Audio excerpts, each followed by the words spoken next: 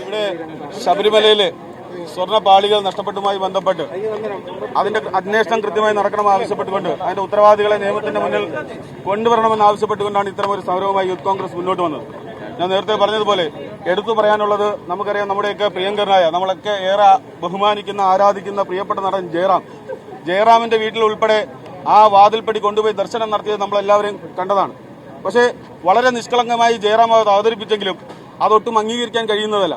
എങ്ങനെയാണ് ജയറാമിനെ പോലെ ഉത്തരവാദിത്തപ്പെട്ട സമൂഹത്തിൽ ഒരുപാട് സ്വാധീനം ചെലുത്താൻ കഴിയുന്ന ഒരു വ്യക്തിയാണ്. അദ്ദേഹത്തിന് ഉറപ്പുള്ളതല്ലേ, അദ്ദേഹത്തിന് അറിയാൻ പാടില്ലാത്ത കാര്യമായിരുന്നോ ശബരിമലയിൽ നിന്ന് ഒരു ഈച്ച പോലും അനുവാദമില്ലാതെ പുറത്ത് കടക്കാൻ പാടില്ല എന്ന് പറയുമ്പോൾ ഇവിടെ ശബരിമലയിൽ ഏറ്റവും പ്രധാനപ്പെട്ട സ്വർണ്ണ കവാടം തന്നെ തന്റെ വീട്ടിൽ കൊണ്ടുവന്ന് പൂജ നടത്തുമ്പോൾ അദ്ദേഹം എങ്ങനെയാണ് നോക്കി നിൽക്കുന്നത്? അദ്ദേഹത്തിന് ഉത്തരവാദിത്തപ്പെട്ടവരെ അറിയിക്കാനുള്ള ഉത്തരവാദിത്തം ജയറാമിനില്ലേ എന്നുള്ള ന്യായമായ ആശങ്കയാണ് ഞാനിവിടെ പങ്കിടാൻ ആഗ്രഹിക്കുന്നത്. അങ്ങനെ ജയറാം ഇത്തരം തട്ടിപ്പുകാരുടെ കൂടെ നിന്നുകൊണ്ട് എത്ര നിഷ്കളങ്കമായി ഭക്തിയുടെ പേരിലാണെങ്കിലും നമുക്കറിയാം, ശബരിമലയിലെ ഏറ്റവും പരിഭാവനമായ ആ വാതിൽപ്പടി വീട്ടിലെത്തിയിട്ട് എങ്ങനെയാണ് അത് വീട്ടിലെത്തുന്നത്? അത് സുതാര്യമായ നടപടിയാണോ?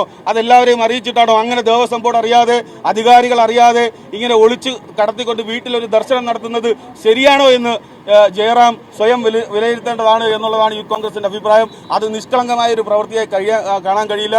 ഞാൻ മനസ്സിലാക്കുന്നത് ഇവിടെ ശബരിമലയിലെ അയ്യപ്പ സംഗമം നടത്തിയത് 8 കോടി രൂപ വരെ പിരിച്ചെടുത്തു എന്നുള്ളതാണ് മനസ്സിലാക്കാൻ കഴിയുന്നത്.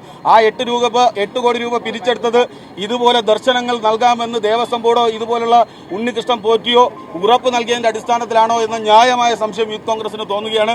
ഈ പ്രശാന്ത് അടക്കമുള്ള ദേവസ്വം ബോർഡ് അടിയന്തരമായി ഈ 8 കോടി രൂപയുടെ പിരിവുമായി ബന്ധപ്പെട്ട് ആ സംഭാവന ചെയ്തവരുടെ പേരും അവരുടെ കാര്യങ്ങളും വ്യക്തമാക്കണമെന്ന് യൂത്ത് കോൺഗ്രസ് ഇവിടെ ആവശ്യപ്പെടുകയാണ് എന്ന് ഒരിക്കൽ കൂടി ഓർമ്മപ്പെടുത്തുകയാണ്.